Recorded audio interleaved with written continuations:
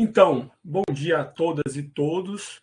Hoje, na disciplina de Direito Sindical e Coletivo da UFBA, em 2022.2, às vésperas da eleição do segundo turno, decidimos antecipar um assunto do final, que seria futuro do direito sindical, e recortá-lo para propostas sobre as mudanças na legislação sindical, e assim chamamos de reformas sindicais. Então, a aula de hoje vai falar sobre as propostas pretéritas e presentes do candidato Bolsonaro, do candidato Lula e as propostas já apresentadas pelo Centrão para mudar o sistema sindical brasileiro, haja visto uma série de incompreensões e dissonâncias. Caso os alunos queiram, podem fazer perguntas no bate-papo e, ao final, eu respondo todas, tá bom? Então, o primeiro objetivo para a gente pensar numa reforma, uma reforma coerente, orgânica e consistente, é diagnosticar, ou seja, compreender, examinar, mapear os problemas do sistema atual.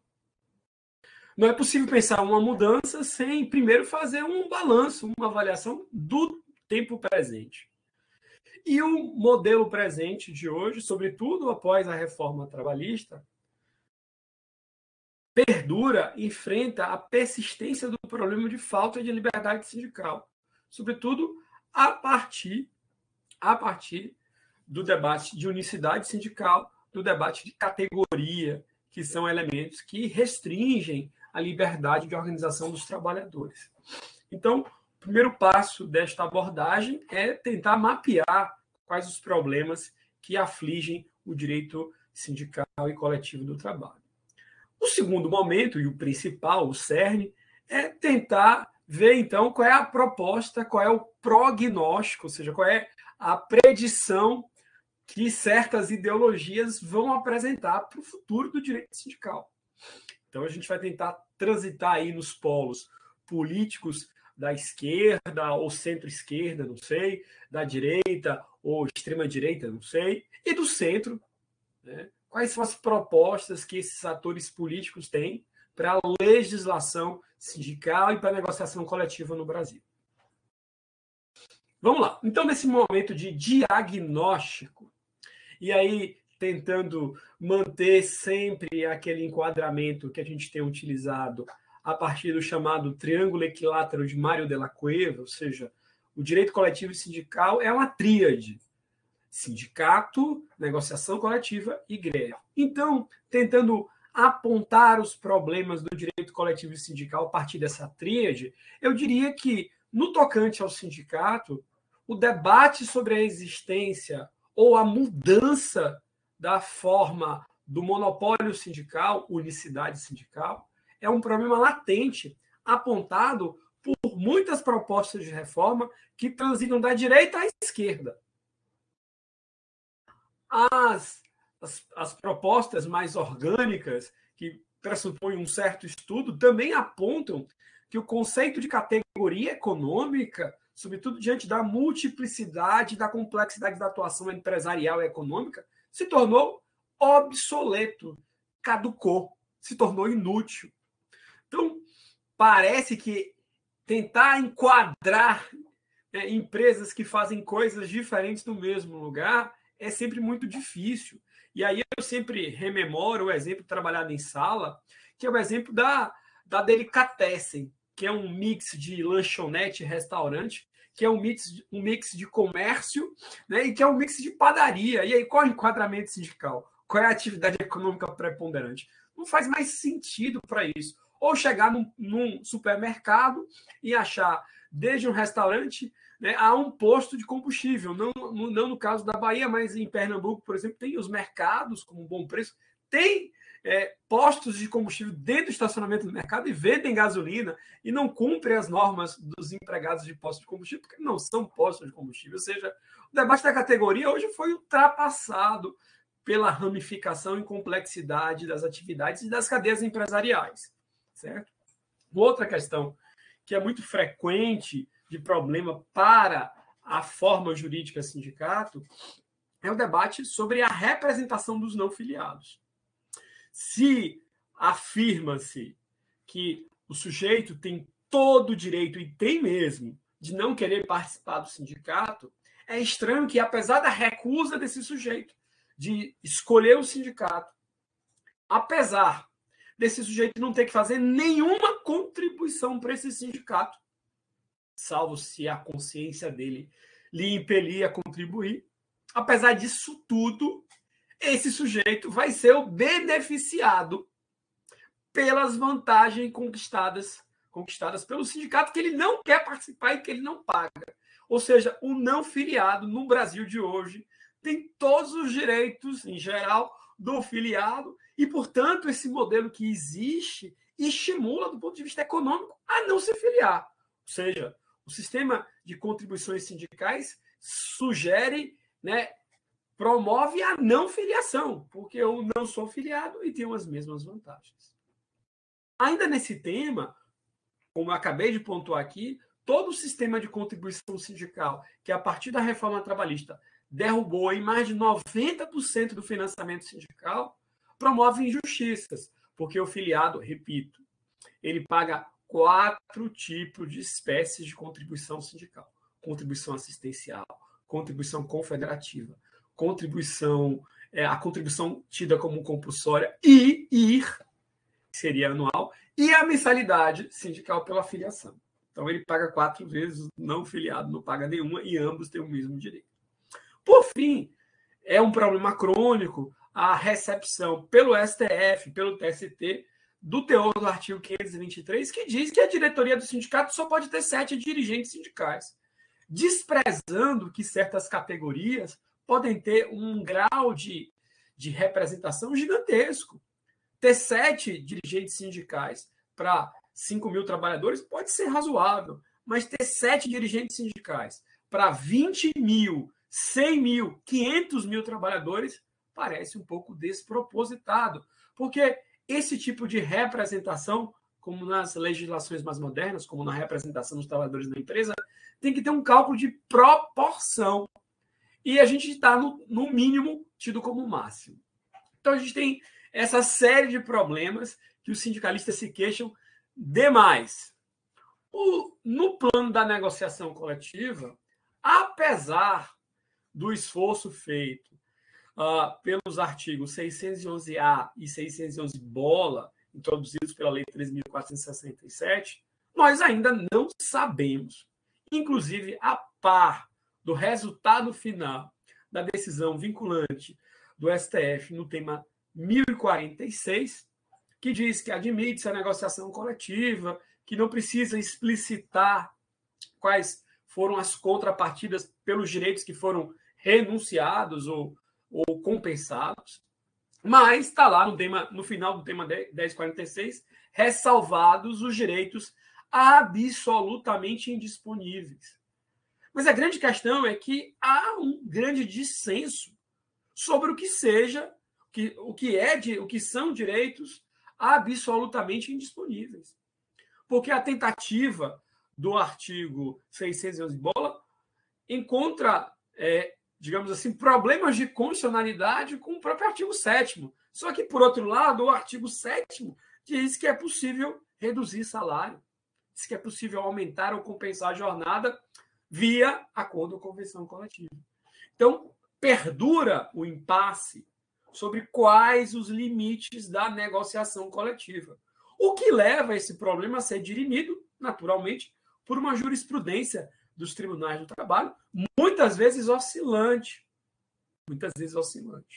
Então, não há ideia de uma estabilidade ou de uma previsibilidade, muitos também designam isso como segurança jurídica, é preciso que haja uma legislação mais clara e harmônica em relação à Constituição para dizer o que pode e o que não pode ser negociado. E, sobretudo, também é preciso que se ajuste os instrumentos, ajuste os prazos de vigência, a forma da campanha salarial, mas que defina com clareza a questão da ultratividade ou não. Embora o STF recentemente, este semestre, publicou o acórdão, eu acho que é a DPF 323, se eu não estiver enganado, dizendo que não há efeito ultrativo. Certo? Mas e aí o que acontece no dia seguinte, quando expira um acordo coletivo? Aquele piso salarial, você imagina, tem uma empresa que dá um piso salarial de R$3.000. A empresa entende que pode dar, que é que os empregados trabalhem bem, enfim, se inspirou no Ford primordial, como disse Paulo aqui na apresentação da resenha antes dessa aula. Então, a empresa quer pagar isso, aí acabou o acordo coletivo, cessou a vigência dele, cessou pelo prazo. No dia seguinte, a empresa pode voltar e diminuir o salário e pagar o salário mínimo? Não? Uma perspectiva sem ultratividade, sim, porque a base jurídica, o lastro daquele salário de 3 mil é o acordo, que uma vez cessado, não produz efeitos posteriores. Portanto, o empregador não tem mais o dever de pagar os 3 mil reais. Paga se quiser. Qual o dever que ele tem que pagar? O salário mínimo. Mas quero crer que haveria um grande protesto, um grande conflito, uma greve imediata se os trabalhadores de uma empresa, no dia seguinte, que tinham recebido no mês anterior 3 mil reais, passassem a receber o salário mínimo. Bom, para fechar essa parte do prognóstico, falar um pouquinho de greve. A gente não viu ainda, mas na próxima sexta vamos ver presencialmente na Faculdade de Direito da UFBA, né, uma série de restrições legislativas, mas, sobretudo, judiciais ao exercício do direito de greve. O TST, a despeito da literalidade do artigo 9º da Constituição, e com muita vênia ao TST, ele tem entendido que a greve política não é admissível para o trabalhador. Mas se o direito de greve, lá, como consta no artigo 9º, é uma decisão dos trabalhadores para os interesses que os trabalhadores assim quiserem, quem vai dizer se quer fazer greve ou não? São os trabalhadores, e a pauta da greve também é dos trabalhadores. Até porque, como se sabe, a regra do Brasil é que greve é sem salário. E, por fim, é um conjunto de críticas gigantescas à ideia da atuação da Justiça do Trabalho, dos Tribunais do Trabalho, como poder normativo para encerrar greves, para julgar esses dissídios coletivos, como já vimos aqui. Então, a gente tem um conjunto de problemas que transitam do ente sindical à sua atuação coletiva, com a negociação coletiva e até a greve. Vamos lá. Vistos os problemas, vamos pensar nas soluções. Bom, pensar na solução também significa pensar sobre um método de como vai se enfrentar estes problemas. E aí a gente encontra uma primeira dificuldade. Por que a gente já temos mais de 30 anos da Constituição e não conseguimos ainda promover a liberdade sindical lá prometida? Porque o modelo sindical com unicidade e com categoria foi inscrito no texto constitucional. Então, toda mudança consistente no plano do direito sindical pressupõe o quê? Pressupõe uma alteração constitucional. E aí já está dado, então, o primeiro impasse de ordem política, de ter força política de um governo ou de um agrupamento para mudar a Constituição. Eu sei que mais de 120 emendas constitucionais já foram feitas, mas até agora nenhuma de caráter sindical. Segundo dado que impõe dificuldade gigantesca para uma reforma sindical. Tá bom? Enquanto que as centrais patronais, em geral, têm uma unidade política, as centrais sindicais e as centrais sindicais são sempre de trabalhadores, elas têm divergência significativa quanto aos modelos. Então, por exemplo, a CTB, que é a Central Sindical, próxima ao partido PCdoB, diverge da CUT, que é a Central Sindical, próxima ao Partido dos Trabalhadores do PT, sobre o tema da unicidade sindical. A CTB defende a unicidade sindical. A CUT, antigamente, defendia a pluralidade sindical. Tenho dúvida se hoje defende, enfim, mas aí cabe aos representantes da CUT dizer. Então, vejam, no próprio bojo, no próprio meio dos trabalhadores e de suas entidades sindicais, não há certos consensos que viabilizem uma transformação radical do modelo. Porque tem gente que ainda defende o modelo de unicidade sindical. Isso é a grande divergência, digamos assim. Por fim, ainda, é preciso dizer que as propostas e o ideário propagandeado pela reforma trabalhista de 2017, no tocante à matéria de direito coletivo sindical, não se realizou. Todo o discurso que envolvia o segmento de sindical é de que os sindicatos teriam agora mais liberdade, que o negociado aconteceria, que as partes, de forma autônoma e livremente, de acordo com sua realidade e sua singularidade, iam definir as condições concretas de trabalho. Mas vejam, com a morte financeira dos sindicatos, os próprios sindicatos não estão dispostos a negociar, em geral. Então, a gente tem um decréscimo da negociação coletiva.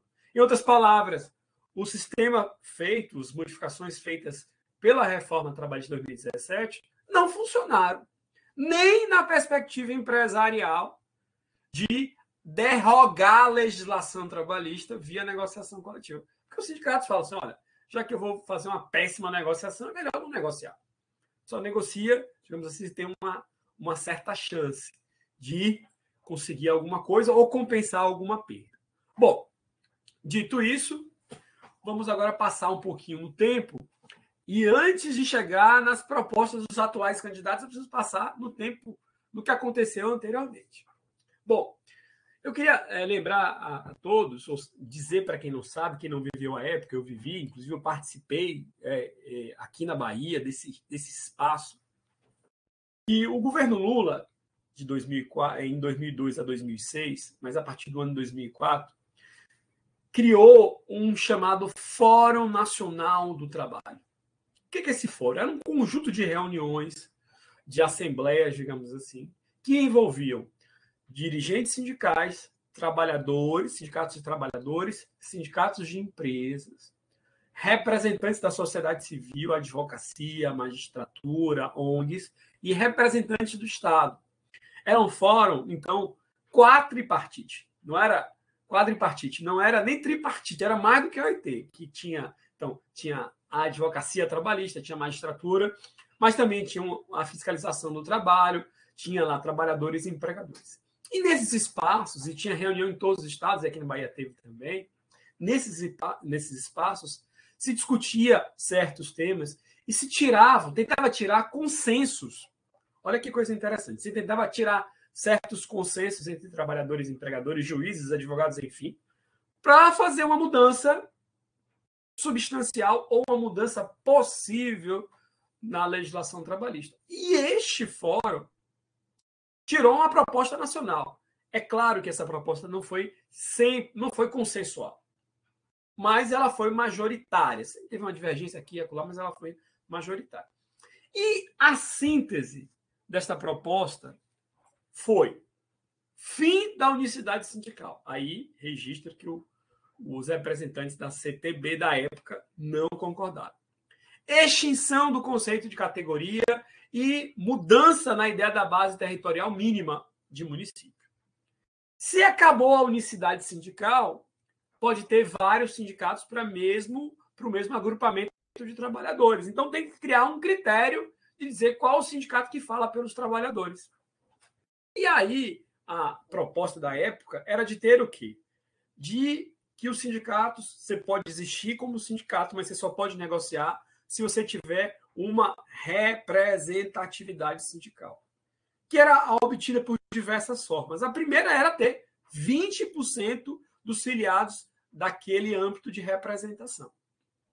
Então, se o sindicato só tem 5%, 11% de filiados, e olha que hoje a taxa média de filiação no Brasil é de 11%, então a maioria dos sindicatos brasileiros não teriam representação. Ou seja, porque 20% é ter muita gente o momento atual de falta de participação nos sindicatos. Então, vejam, esse era o primeiro critério. O segundo critério era a chamada representação derivada, que era o seguinte, bastava você ser filiado a uma central sindical forte, que era legítima, que você já tinha representação.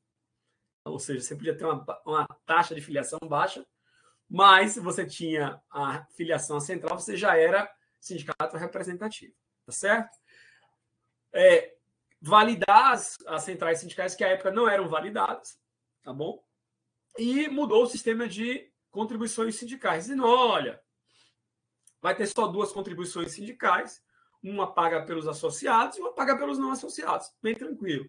Se tinha a obrigação de negociar, hoje não tem a obrigação de negociar, você tinha a obrigação de negociar, e uma norma coletiva teria vigência de 3 anos, porque dá muito trabalho fazer essas normas, enfim. Bom, isso foi em 2006, terminou a proposta. No ano passado, tá certo? Na verdade, em 2020, o governo Bolsonaro criou o GAET. GAET significa Grupo de Altos Estudos do Trabalho, ou trabalhista, não tenho certeza exatamente. Que era composto por ministros do TST, desembargadores, advogados, professores, tá certo? Que passou quase um ano se reunindo e discutindo, produziu um documento chamado Relatório do GAET, tem a imagenzinha aqui na próxima, ó, esse relatório aqui.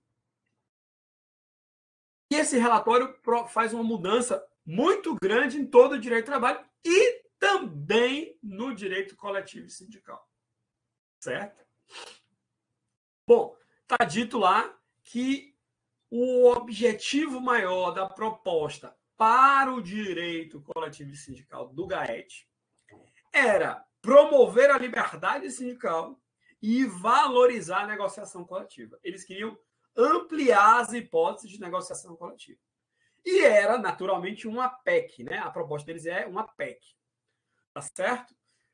Para poder ampliar a negociação coletiva na visão desses estudiosos, né? Desses auto-estudiosos, altos estudos, a primeira coisa que você tinha que ser feita era acabar com a ideia de categoria. E criou, então, um outro conceito um pouco mais complexo. Dizem seus autores que se assemelha com o modelo espanhol, tá certo? E para modificar esse sistema de negociação, representação sindical, se criou a ideia de unidade de negociação, ou seja, a ideia de categoria ia ser substituída pela noção de unidade de negociação, certo? E por unidade de negociação, e a proposta, eu não consegui captar, compreender bem o que é isso. Mas é uma proposta que afasta, segundo os autores, a ideia de categoria. Então, você vai definir um espaço de abrangência desta norma coletiva também para a própria negociação. E nessa ideia de unidade de negociação, podem participar sindicatos diferentes, de terceirizados, de empregados, enfim, e que tudo é negociado, inclusive a sua incidência, enfim. E também, esta proposta admitia a ideia de um sindicato mais representativo, que seria aferido, né, por um órgão que iria ver quais os sindicatos têm mais filiados, enfim, tá certo? Essas normas coletivas, tá certo? Haveria uma restrição desse conceito de negociação, como o quê?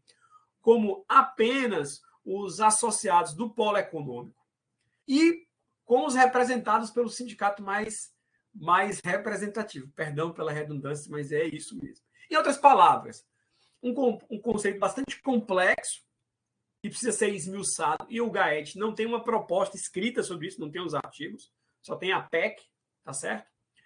E que acaba com categoria, mas que promove, em geral, a negociação. Só que tem um detalhezinho lá na proposta bem interessante, porque, em geral, a discussão propõe-se a ampla negociação, mas se permite expressamente, mudando a nossa tradição, que haja negociação sem sindicato. Por quê? Porque, em geral, se afirma nesta ideologia de que a lei deve promover a liberdade e condicionar a presença do sindicato é, de certa forma, impedir a liberdade individual das pessoas negociarem, pactuarem, né? E aí vem um problema de saber se neste segmento a liberdade se manifesta plenamente diante de pessoas ou de instituições assimétricas, tá certo? Agora, me parece uma coisa muito interessante. Também por a ideia de negociação, de sindicato diferente, eles acabam com a ideia de territorialidade. Ou seja, o alcance da representação sindical não é mais territorial. Se despreza o conceito territorial. Então, para eles, né, dependendo da categoria, pode ser que uma categoria de trabalhadores em teletrabalho de algum lugar sejam negociadas em um único lugar só, em São Paulo, para ter efeito em todo o Brasil. Muito interessante. E eles promovem sempre uma ampliação da negociação coletiva, que dos 3 modelos de negociação coletiva que a lei, esse projeto de lei vai permitir, tem um terceiro modelo, que é o modelo pleno, que se os sindicatos aceitarem, ou os trabalhadores sem sindicatos aceitarem o modelo pleno, a negociação coletiva vai prevalecer sobre a inspeção do trabalho e sobre a justiça do trabalho. Entre outras palavras, nesse modelo pleno de negociação coletiva, se tiver algum conflito sobre a norma coletiva, não pode ir para a justiça do trabalho, e a fiscalização do trabalho não pode ir lá fiscalizar. Porque é plena autonomia privada versus atuação destes braços do Estado, dos poderes públicos do Estado, tá bom? Mas eu confesso a vocês que eu entendi pouco dessa proposta, eu queria ter entendido mais e queria ter lido no relatório do GAET, não tem as minúcias, os pormenores desse detalhe de unidade de negociação, tá bom? Agora, tem outras coisas interessantes, né? Primeiro, olha que interessante no relatório do GAET. Se estabelece uma proporcionalidade entre dirigentes sindicais e representados. Olha, diferente do artigo 523 CLT, que são só 7, mas seus suplentes, aqui há uma proporção. Há uma definição de práticas antissindicais. Se autoriza, mudando a tradição da CLT, o lockout. Lockout é greve de empregadores. Se coloca que a contribuição sindical é facultativa e previamente autorizada pelos trabalhadores, mas se permite que haja uma contribuição de negociação coletiva definida em Assembleia, desde que respeitados alguns limites.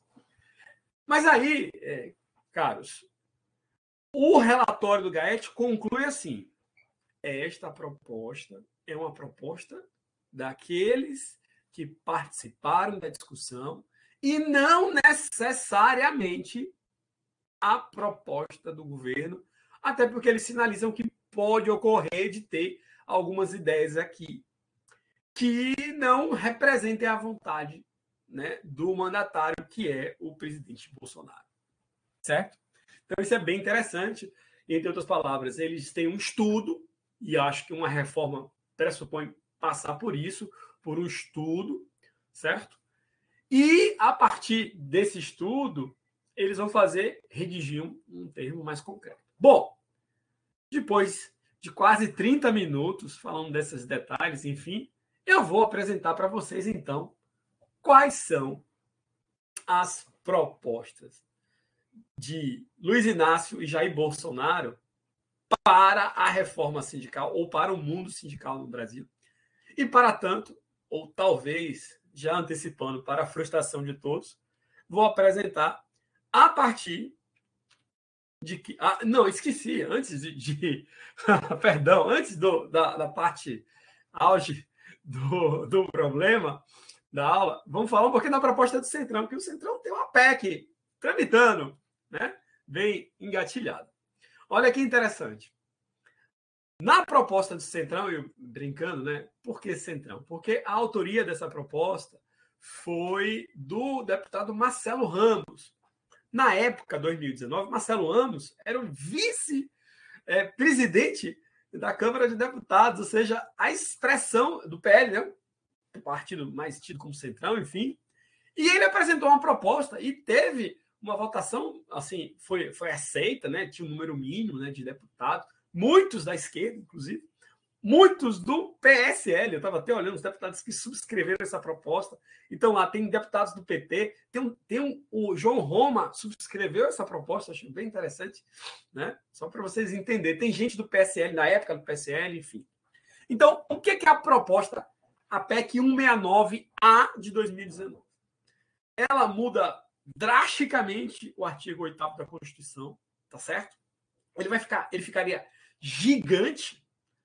E eu tenho uma certa dúvida se valeria a pena, no texto constitucional, a gente inscrever e, por isso, engessar posteriormente tamanhas minúcias do sistema sindical. Acho que mais importante é escrever os princípios, as regras fundamentais, os direitos fundamentais, mas ir para as minúcias me parece que não é a melhor. Mas, enfim, qual é a proposta em síntese do Centrão do deputado Marcelo Ramos? Fim do conceito de categoria. Olha que coisa engraçada, né? Porque essa ideia da fim da categoria transitou no Fórum Nacional do Trabalho, consta no relatório do GAET, tá certo? E consta aqui na proposta do Centrão, tá certo? E eles adotam, então, setor econômico, atividade, ou ramo de atividade. Em outras palavras, eles estão dando um conceito amplíssimo para a atuação dos sindicatos, tá certo? Aí, no artigo 8º, constaria todos os entes do sistema sindical, ou seja, ia transcrever sindicato, primeiro grau, federação, segundo grau, confederação, terceiro grau, central sindical para o polo dos trabalhadores, polo profissional. Né?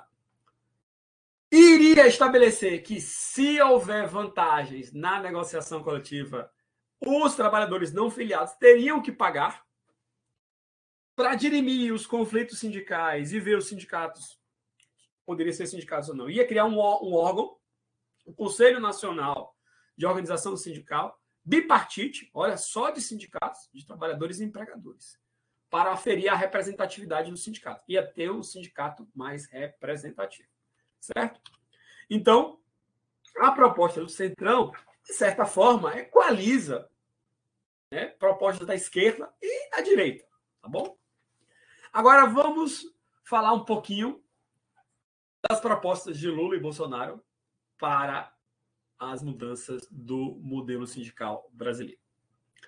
Primeira coisa, quem acompanha o processo eleitoral sabe que o candidato Lula, no início da campanha, falava em revogar a reforma trabalhista. Mas e aí, com o passar do tempo e a sua guinada ao centro, digamos assim, para buscar apoios de outros setores, do empresariado, ele mudou a palavra revogar e passou a falar em revisar a reforma trabalhista. Tá certo? E aí, essa aqui é a questão. Qual vai ser o grau de mudança de uma reforma trabalhista num governo, digamos assim, de centro? A gente não sabe. Talvez aquela proposta do Centrão. Talvez aquela proposta do Centrão. Então, essa é a primeira dúvida, porque antes havia uma pauta muito clara. A CUT é contra a reforma trabalhista. Mas a candidatura de Lula não necessariamente é contra a reforma trabalhista. Tá certo? Mas vamos lá, então, vamos ver o que os candidatos registraram no plano de governo lá no site do TSE. Eu fui lá no site do TSE, viu, gente, para ser fidedigno, para não pegar meme da internet. Está aqui a fonte, porque eu acho que numa universidade compromissada com o processo científico, a gente tem que dar sempre a fonte para que o que se afirma aqui seja verificado, para que também não haja a propagação de informações falsas, tá certo? Então, fui lá no programa de Lula, botei Sind, achei 4 menções a Sind, a sindicato, né? E achei esse parágrafo. Está escrito lá: o novo governo incentivará o debate e as iniciativas de reestruturação sindical que democratizem o sistema de relações de trabalho do setor público, do setor privado, urbano e rural, respeitará a autonomia sindical, visando incentivar as negociações coletivas, promover a solução ágil dos conflitos, garantir os direitos trabalhistas, assegurar o direito à greve e coibir práticas antissindicais. Serão respeitadas também as decisões de financiamento solidário e democrático na estrutura sindical. Primeira coisa, não consegui identificar nenhuma proposta concreta. Perdão. Há nos discursos, e eu acompanho, né, os discursos do candidato Lula, uma sinalização reiterada de que uma mudança será feita. E será feita nas contribuições sindicais, e nisso sim, conflitando com a reforma trabalhista de 2017, para voltar à contribuição do não associado, no caso concreto, em que ele tem vantagens auferidas em razão da negociação coletiva. Que era a proposta inicial, que é a proposta do GAET, que é o padrão da OIT. Certo? E a outra coisa que se sinaliza aqui nesse documento, nesse texto, é o quê? O novo governo incentivará o debate. Ou seja, a proposta do governo Lula não é unicidade, pluralidade. É dizer o seguinte: vamos fazer um novo Fórum Nacional do Trabalho, uma nova reunião, tentar extrair aí o que é possível e tentar fazer uma reforma. Não tenho bola de cristal, mas quero crer que, se for Lula, talvez aí uma mudança no sistema de contribuições sindicais. Vamos agora ver a proposta do candidato Bolsonaro. Fiz o mesmo processo, abri o site do TSE, Plano de Governo Registrado, e lá tem. Botei a palavra Sind, né? O início Sind, para poder pegar todos, e achei 3 expressões de Sind. O que é que tinha sindicato no Plano de Governo de Bolsonaro? Está lá. A nova legislação trabalhista aprovada será mantida com segurança jurídica. Ou seja, está dizendo o seguinte: vou manter a reforma trabalhista, ajudando a combater abusos empresariais e de sindicatos, que também não podem ter a capacidade de agir como monopólios. Então, nessa proposta está dado que os sindicatos promovem abusos. Eu, como professor de direito sindical, queria entender mais isso, porque me parece um pouco vago, né? Já que os sindicatos estão enfraquecidos, sem dinheiro. Abuso em que sentido? Né? Pode ser que haja um abuso, concretamente, aqui e acolá, mas como sistema, como padrão, os sindicatos não têm força na legislação, nem força política. Mas tudo bem. Continua. O governo continuará defendendo que os trabalhadores devem ser livres para realizar trocas entre si, livres de coerção. Veja só. Liberdade em termos econômicos no modelo capitalista do assalariamento é, do ponto de vista econômico, uma falácia. Porque só há liberdade entre iguais.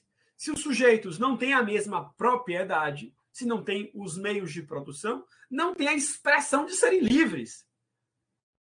Se eu não tiver dinheiro, eu não posso circular, não posso fazer as coisas. Para ser livre, eu preciso ter dinheiro.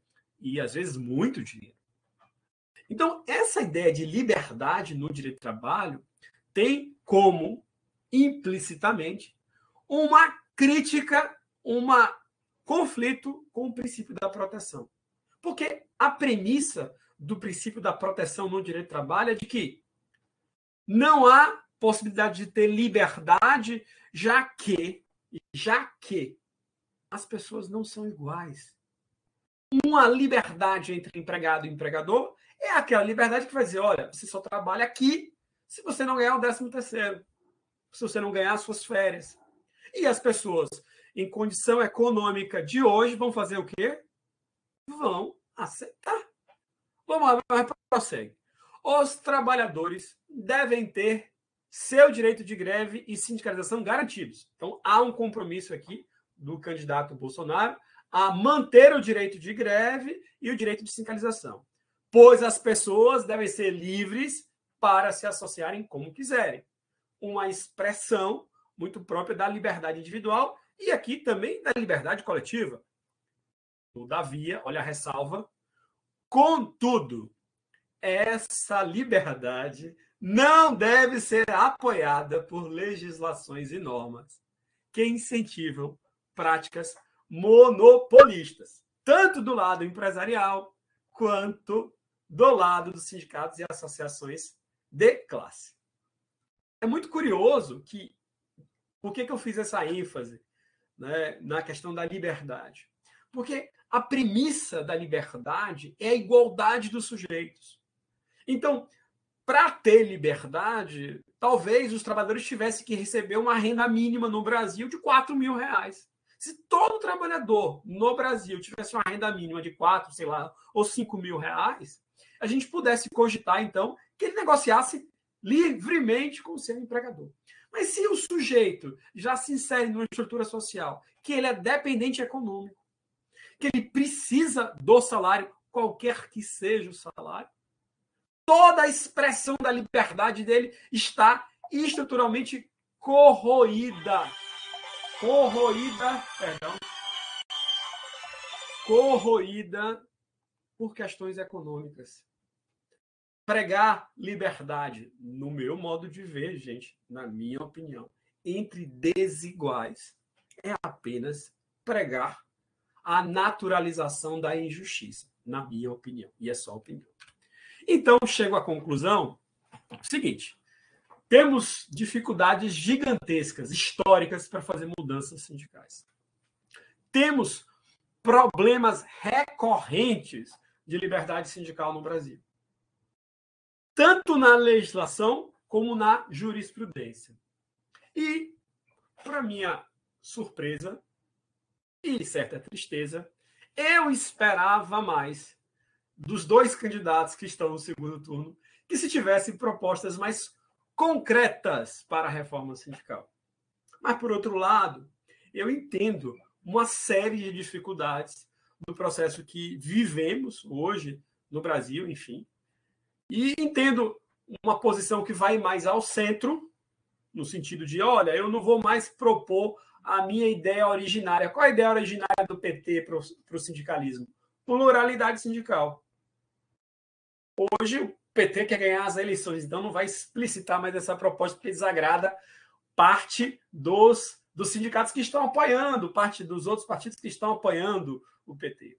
Do outro lado, né, Bolsonaro não vai... ele diz, olha, tem que ter liberdade sindical, mas não é na lei. Então, ele não diz claramente que vai proibir sindicatos, enfim, mas ele fala, isso é um problema que o mercado resolverá fazer, porque a lei não deve tratar, porque todos são iguais, independentemente das diferenças econômicas. Bom, está aí, queridos e queridas, uma análise das propostas de reforma, e aí cabe a vocês fazerem um julgamento e definir depois de amanhã. Só peço que não deixem de votar, que compareçam. Paro aqui e vou passar para as perguntas. Quem quiser falar, fica à vontade, só levanta a mão, tá certo? Levanta a mão, tem um íconezinho que a gente fala aqui e a gente continua o debate.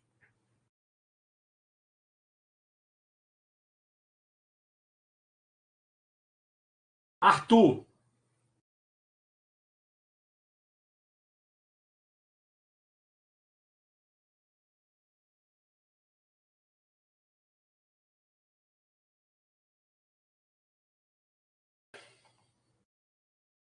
Pode falar, Arthur. Professor, consegue me ouvir? Sim. Eu acho interessante essa discussão, professor, que perpassa pela análise das propostas dos candidatos em relação ao direito sindical em geral, aos sindicatos, porque me parece que nenhuma das duas propostas abarca o que de fato os candidatos gostariam de fazer. Eu acho que se o candidato Jair Bolsonaro tivesse a oportunidade, tivesse a possibilidade constitucional, enfim, tivesse uma base de apoio, eu não tenho dúvida que ele agiria para que os sindicatos fossem extintos. Assim como o candidato Lula, eu acredito que se ele estivesse numa outra conjuntura, ele agiria mais ativamente para que os sindicatos se fortalecessem na forma que ele acha correto, sem fazer aqui um juízo de valor. Então, a impressão que eu fiquei foi que as propostas, cada uma ao seu modo, são relativamente moderadas quando comparado com a real intenção dos candidatos. O senhor concorda? Concordo plenamente, Arthur. Os planos de governo, né, e assim, isso é ruim para a democracia. Por uma série de fatores, né, às vezes esse momento de paixão, de ódio, de amor, não sei, a gente inibe, a gente vai perguntar assim, mas qual é a sua proposta? Qual é a sua proposta? A gente tem dificuldade de encontrar. Eu só li a parte de sindical e de trabalhista, tá certo? Que é o que me interessa nos planos de governo. Mas tem muita pouca concretude. Então, é até uma lição para o Brasil. Vai ser assim daqui para frente? Eleição como se fosse um jogo de futebol, um jogo de paixão. É porque eu gosto desse e não gosto do outro. Mas qual é a proposta? Mais Eu alguém? acho que, só Diga, complementando, Arthur. professor, desculpa. E eu acho que, de um modo ou de outro, a discussão ficou num campo muito claro, que é um campo de uma perspectiva liberal. Assim. Eu acho que, como essa ideologia acabou se tornando dominante na sociedade, na nossa forma de pensar a economia, a relação de trabalho, naturalmente, os dois candidatos vão ter vieses liberais quando pensarem a coletividade do trabalho, assim, o direito sindical em geral. Certo. Vale a pena. Tiago Leda apresentou um livro do Elderman sobre a legalização da classe operária, que é um marco, assim, um livro importante hoje no campo do sindicalismo. Enfim, a gente estuda muito. De certa forma, eu estou trabalhando com alguns autores que usam este autor na aula da tarde do PPGD, né, sobre sindicalismo, né? E ele fala o seguinte: olha, o sindicalismo ele é reformista. A própria ideia de liberdade sindical é uma ideia liberal no sentido clássico. E que, para usar o professor da USP como referência, o Marcos Orione, ele fala: olha, liberdade sindical é uma falácia. Não vai existir concretamente liberdade sindical, na opinião do Marcos Orione, no capitalismo, porque as estruturas, né, e o modelo conspiram contra os trabalhadores, em geral. Né? E, de certa forma, a gente vê essa ideia reproduzida em um conjunto de decisões recentes que, por exemplo, em 2021, uma decisão do TRT mandou prender a diretoria do sindicato porque estava fazendo greve, em multas altíssimas, em prisão de diretores sindicais, em restrições ao direito de greve. Enfim, então, o que esses autores nessa linha falam assim, olha, tenha atenção que os limites da ação sindical são tipicamente reformistas, não querem manter o sistema um pouquinho e melhora. Deixa eu ver as inscrições. Melina, depois Tiago. Mais alguém? Eu queria recomendar vocês lerem este livro que está no Moodle, esse texto que está no Moodle. Certo? Eu achei excelente esse texto aqui, está no Moodle, ó, do Orione. O nome do texto está lá. Eu mandei uma mensagem para ele, falou: ó, texto maravilhoso. Viu, Tiago? Você tem que ler esse texto, se você gostar. O nome do texto é Crítica Imanente aos Conceitos Fundamentais de Direito Sindical. 20 páginas, assim, transformadoras para o direito sindical. Eu só não gosto de recomendar esse livro antes da gente explicar o que é liberdade sindical, porque senão o aluno não vai mais acreditar no professor quando explica o que é liberdade sindical. Mas está lá no Moodle, é só conferir. Ou o aluno pode deixar de acreditar no direito também, né? Que é uma possibilidade. É verdade, Thiago, você tem razão. Melina.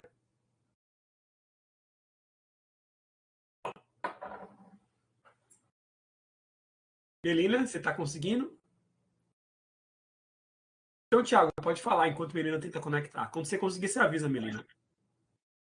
Não, professor, eu ia perguntar para o senhor se você enxerga nesse contexto de, mesmo se o Lula ganhar, né, que é o candidato mais à esquerda, você acredita que exista uma possibilidade de uma legislação que fortaleça, de algum modo, os sindicatos, para, tendo em vista que a gente está vivendo um contexto de avanço assim, do neoliberalismo, principalmente no que você fala trabalho, né? Tendo aí plataformização, uberização, tendo o ataque constante a todos os direitos, né, e por aí vai, e querendo ver também a conformação do Congresso, né, do Senado. Você acha possível? Tiago, isso é meio que prognóstico, né? Meio que predição para o futuro, enfim. Isso não tem como prever, né? Assim, então, eu vou falar assim do que eu gostaria, tá certo? Acho que fica mais fácil, né? Não sei o que vai acontecer. O que eu gostaria? Eu gostaria que Lula, como presidente do Brasil, conseguisse, né, frear a falta de proteção aos trabalhadores no Brasil. A gente teve no Brasil, em 2010, o melhor momento para o direito de trabalho no Brasil, máximo de empregos, quase pleno emprego no Brasil, e a CLT era full, né, com todos os direitos, enfim. E depois veio a crise econômica de 2014, e aí, em 2017, disse que a saída da crise era colocar essa conta para os trabalhadores. E que, então, se a gente fizesse uma reforma trabalhista, diminuísse os direitos, tudo ia ficar bem. Se a gente fizer uma reforma na Previdência, diminuir os direitos do aposentado, tudo ficaria bem. E já foram várias reformas previdenciárias e viram outras, enfim. Então, foram prometidos 6 milhões de empregos com a reforma trabalhista. Eu sei que teve a pandemia, dou o desconto da pandemia, dos 2, 3 anos de pandemia. Mas eu lembro que em 2018 e em 2019 não teve emprego criado pela reforma trabalhista. Isso só confirma as pesquisas acadêmicas de que não é a legislação trabalhista que inibe ou estimula a contratação de pessoas, é o movimento econômico do país. Então, qual é a nossa lição?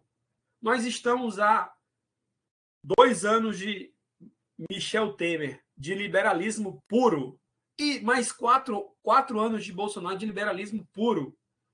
E qual o ganho para a sociedade? Mais desigualdade, mais pobreza. Se a gente quer cumprir os objetivos constitucionais, mas aqui é só a minha opinião, naturalmente ideológica, a gente precisa da proteção social. Uma das formas de proteção social é regular, colocar legislações que façam, né, proteção daqueles que merecem, dos assimétricos, dos hipossuficientes. Então, eu desejo, tenho a vontade, eu tenho fé, não sei se vai acontecer, que haja uma reforma sindical profunda para que o sistema funcione, porque não está funcionando. Eu tenho essa esperança, embora acho que isso não vai acontecer, acho que vai ter, no máximo, uma lei ou uma medida provisória para mudar o financiamento sindical.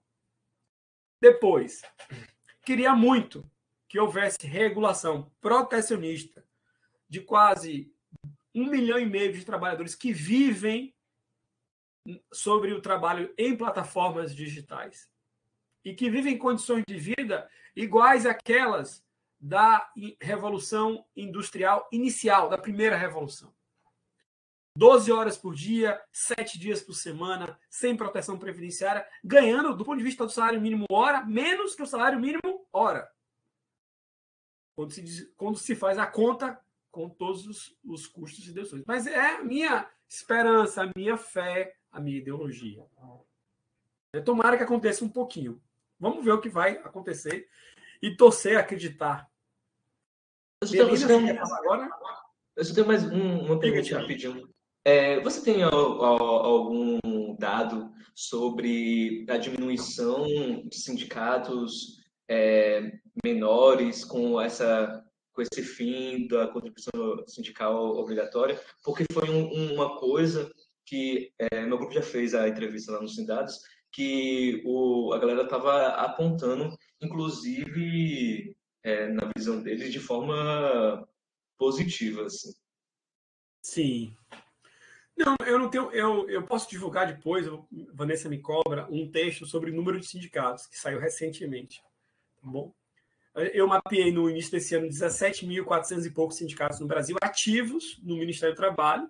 Não quer dizer que eles funcionem, mas quer dizer que o CNPJ está regular. Então, a gente não tem ainda um dado empírico de que houve redução de sindicatos, mas a gente tem um dado empírico, e o DIEESE acompanha isso, de que houve redução das negociações coletivas. Temos menos acordos e menos convenções coletivas.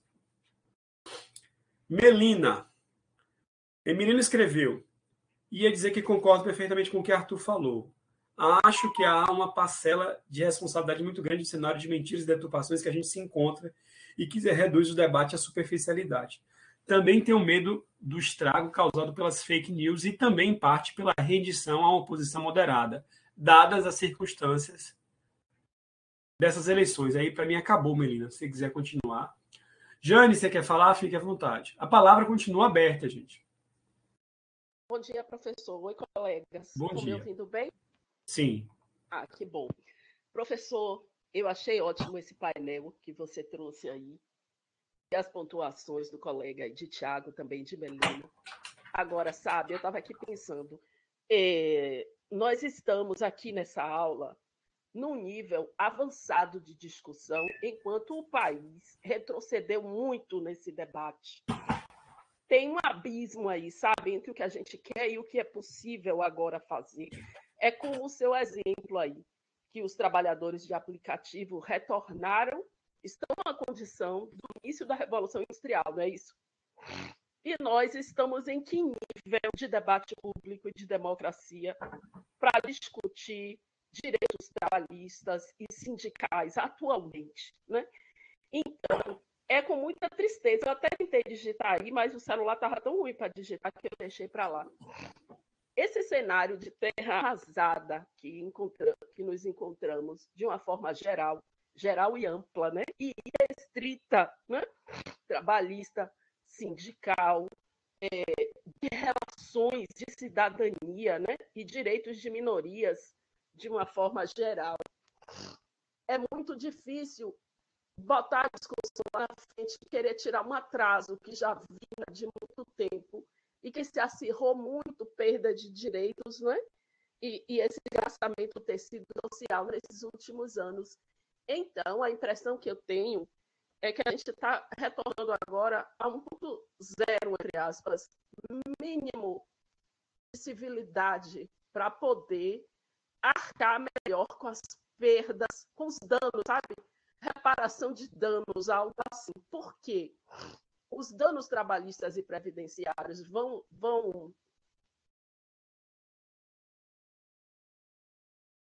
Acho que tinha interrompido minha fala, não foi? Pronto. Voltou. Obrigada. Os danos que sofremos nesses anos, e vimos muitos exemplos seus nas aulas, eles vão ser todos reparados? É evidente que não, né? Aquela falácia de Ciro e de Lula também. Ah, se eu for eleito, isso na campanha, antes do primeiro turno. Se eu for eleito, se eu for presidente, eu vou revogar a reforma trabalhista, a reforma previdenciária. A gente sabe que isso não vai acontecer, porque as alianças que estão sendo feitas para poder que a gente volte a esse mínimo civilizatório e democrático não permitem que a gente vá voltar ao que foi feito em 2017, 2019 e a partir daí. A gente sabe que tem um dano que a gente vai ter que arcar para nós, para nossos filhos, para as próximas gerações. Então, eu acho que estamos, para encerrar aqui e dar vez aos outros colegas, no momento assim, vamos restabelecer o diálogo no país. É um objetivo simplório. É um objetivo... Voltei. Um objetivo simplório e básico para poder se conversar como cidadão. É o que eu acho, professor. Ok, Jânio. Eu só queria fazer um acréscimo, porque eu acho que uma posição crítica também impõe que a gente não anuncie certas dimensões. Olha, a CLT tem muitos problemas. A gente pode e deveria fazer uma grande reforma na CLT. Né? A CLT podia ser mais simplificada, ser mais operacional, gerar menos divergência, sim. A própria ideia de ter uma carteira de trabalho física, que já acabou, era uma ideia que trazia uma série de problemas. Tinha toda uma simbologia, mas trazia uma série de problemas. E outras palavras, eu quero dizer o seguinte, que uma perspectiva protecionista no direito do trabalho também demanda uma reforma da CLT ou uma nova legislação para que a CLT seja mais protecionista. Por exemplo, a CLT não tem nada que regule o exercício do poder punitivo patronal, de tal forma que há muitos casos de abuso, de arbítrio, né, de uso indevido do poder punitivo no empregador. É inadmissível acreditar que no século XXI, onde se não há qualquer dúvida sobre o devido contraditório, o direito de ampla defesa, que o empregador possa punir o empregado sem dar contraditório à ampla defesa. Né? Apesar de todos os estudos que nós temos sobre a eficácia horizontal dos direitos fundamentais, a CLT não fala nada disso. Então a gente precisa também saber que a CLT não é o paraíso. É preciso, né? Mas é claro, num outro momento, a gente está num momento tão difícil que a gente só fica na defesa. Mas eu queria muito mudar a CLT. Tem muitas coisas, na minha esperança, na minha vontade. Né? A parte processual do CLT está horrível. Hoje em dia não faz mais sentido ter uma audiência inicial, fazer uma audiência una. Então, essas coisas todas podiam ser otimizadas. E isso seria bom para todo mundo. Ou seja, há espaço, muito espaço para reforma, inclusive reforma consensual. Como assim? Quero crer hoje que se sentarem, por exemplo, na parte processual, advogados de empresa e advogados de trabalhadores e juízes, é possível sair boas propostas de ajuste, de otimização do processo trabalhista para o bem de todos. Porque existem coisas inacreditáveis na CLT ainda hoje. Em outras palavras, defender a CLT não significa dizer que ela é uma maravilha, não. Ela podia ser muito melhor. Mas, às vezes, é porque a gente não tem a correlação de força para fazer uma coisa melhor. A tendência é sempre sair uma coisa pior. O equilíbrio, essa história de liberdade, essa falácia aí, só os tolos caem. Professor, por favor, eu estou surpresa com esses pontos que o senhor trouxe agora. Me dê um exemplo, não sei, né? Um exemplo dessa questão do poder punitivo, do patrão contra o empregado, e que é preciso haver um limite. Fora a questão de demissão sem justa causa. Aqui outra coisa. O empregador, como quem organiza e dirige a atividade econômica, pode punir, não pode dar um dia de falta, um dia de suspensão, uma advertência, não pode? Mas ele tem que exercer o contraditório? Essa lei não diz. E por que é um dia? Então, o sujeito atrasou 10 minutos. Você pode dar uma advertência de 5 dias, uma punição de 5 dias? A lei não diz isso, tem empregador que faz. Entendi. Nossa, muitos detalhes. Quantas suspensões geram justa causa? Aliás, há uma proporção entre justa causa, né, e outras coisas. Enfim, tem uma série de problemas que a CLT podia equacionar que não equaciona. Né? Enfim, queridos, mais alguma abordagem do tema? Bom, eu queria aproveitar para... O senhor vai deixar esses slides sobre o plano? Vou colocar lá no Moodle. Eu queria só... Interessante, obrigada. Claro, eu vou colocar todos os slides, vão para o Moodle, né? Para o nosso AVA da disciplina. Então, só para terminar, eu queria fazer um convite a vocês, né? Embora muito simples, né? No dia 18 de novembro, no horário da nossa aula, vamos ter um evento especial da disciplina, que a gente vai discutir o break dos apps. Teremos convidados, teremos trabalhos apresentados de quem estuda o tema do nível de mestrado, do nível de graduação. Vai ser uma fala muito rica. E nesse dia a aula vai ser na congregação, viu, gente?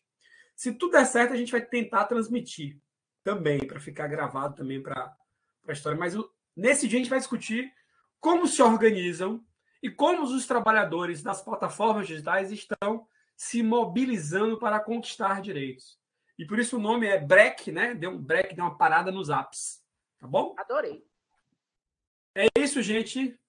Um abraço a todos, bom dia, fiquem bem. E, por favor, né, compareçam no domingo e façam a escolha de vocês. Obrigada, professor.